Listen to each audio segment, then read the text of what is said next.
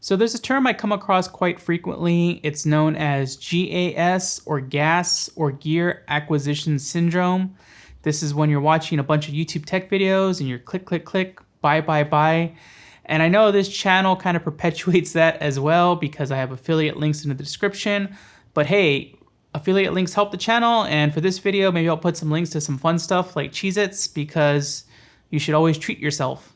That being said, I'm also susceptible to this syndrome. I have been influenced a number of times into buying streaming gear that I've only used once or twice. So that's what this video is about. This is all the streaming gear that I regret buying, and hopefully my experiences can help you make more informed decisions and save your wallet from a little bit of pain.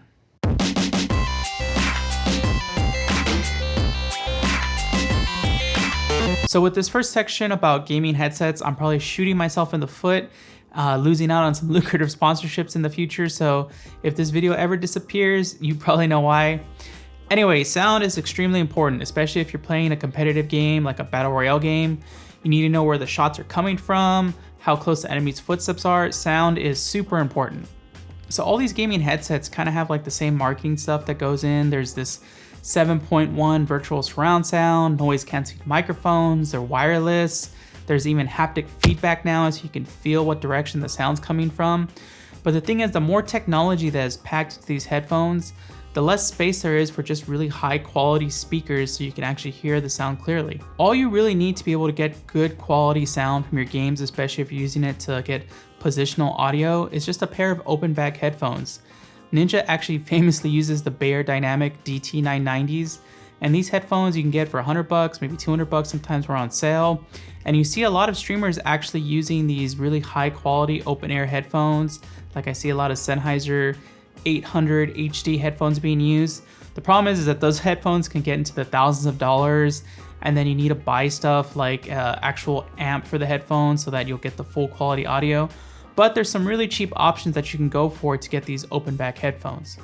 So a really good set of entry-level open back headphones is the Audio-Technica 700X series. These are pretty cheap headphones. I'll have a link to it in the description.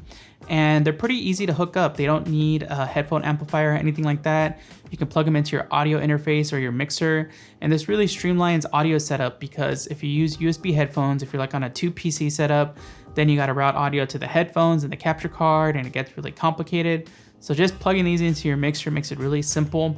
Now, if you must get gaming headphones, there's been nothing but really good reviews, and there's really high quality headphone drivers for the HyperX Cloud 2 headphones. So those work pretty well and they're not too expensive. And I also don't recommend using the headphone mic on your gaming headset as your streaming mic, unless you're going for the scuff stream effect or the Tyler 1 effect. It takes a lot to break these mics in. A lot. So this isn't as much of an issue as it was in the past because more people have USB 3 ports and there's not these weird chipset conflicts like there used to be. But people still can't resist buying USB 2 capture cards because they tend to be the cheapest of the capture cards. But I guarantee you that few dollars that you save buying these capture cards is going to cost you so much in time and headaches. And the reason for this is because in order for this HD video signal to be sent through USB 2 bandwidth, because USB 2 to bandwidth doesn't have, the bandwidth to take just raw full HD video, what the card actually does is it encodes it into a video stream that'll be able to pass along the bandwidth. So that means when you add the card to your streaming software, there's going to be a slight delay, and it might be a half second, it might be a second, it depends on the card. And this really causes headaches because then you have to delay your webcam, you have to delay your microphone. If you're going to be doing Skype calls, you're going to have to delay your playback audio, all to sync to this card. And the thing is because the delay can shift. It can be 500 milliseconds or it can be 1,000 milliseconds. And that means your stuff is going to go out of sync over time. Some cards even have like just this increasing delay, and you actually have to refresh them to be able to get them back to the original delay. And I'm just saying it's such a hassle, and you're going to have people constantly saying to you, hey, you're out of sync, your lips are out of sync, and the card's going to freeze. Just save that little bit of extra money. USB 3 cards are so cheap now that just buy one of those and save yourself the trouble of dealing with audio delay and desync.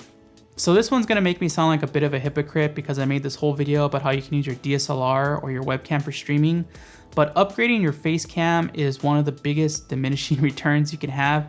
And the reason for this is if you're streaming games, right? Now, if you're just doing, just chatting streams or IRL, buy the fanciest camera possible. But if you're just doing game streams, right? How much are you actually like full screen in your stream? Like maybe when you intro it or during intermission in between games, but most of the time you're in this little 240p frame, right? And you lose so much of that, detail and depth of field because you're just in this small frame, and people honestly aren't really gonna be able to tell if you're at 30 FPS or 60 FPS, they're probably just watching the gameplay, right?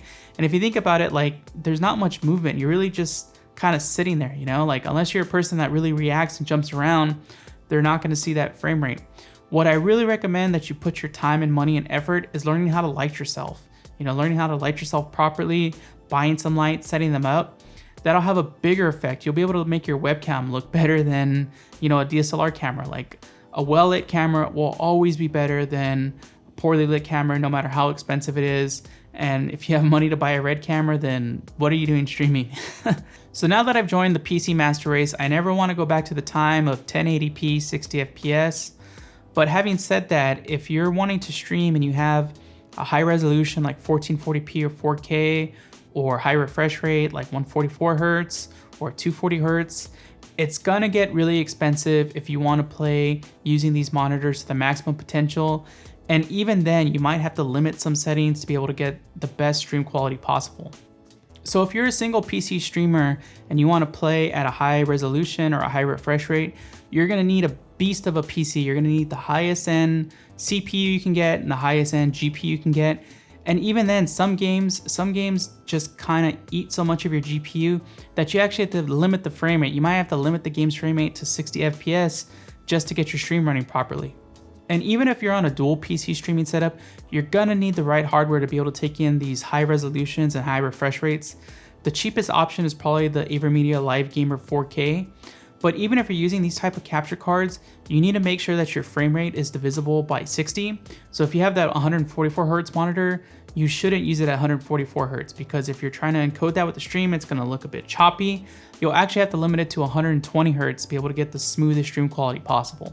So on the other hand, if there is a piece of streaming equipment that people don't think about that much, but they should splurge on, is get a good chair. Get a really nice chair with really good lumbar support. That way you're not doing like a crab walk when you get up after a marathon streaming session. So hopefully these tips help you save a bit of cash. Hit the like button if I saved you from buying a $1,000 monitor that you wouldn't be able to use. Has there been a piece of streaming gear that you've regretted buying? Let me know in the comments. If you'd like to see more streaming tutorials, there's this playlist that'll appear somewhere by my head that you can watch all the streaming tutorials that I've done.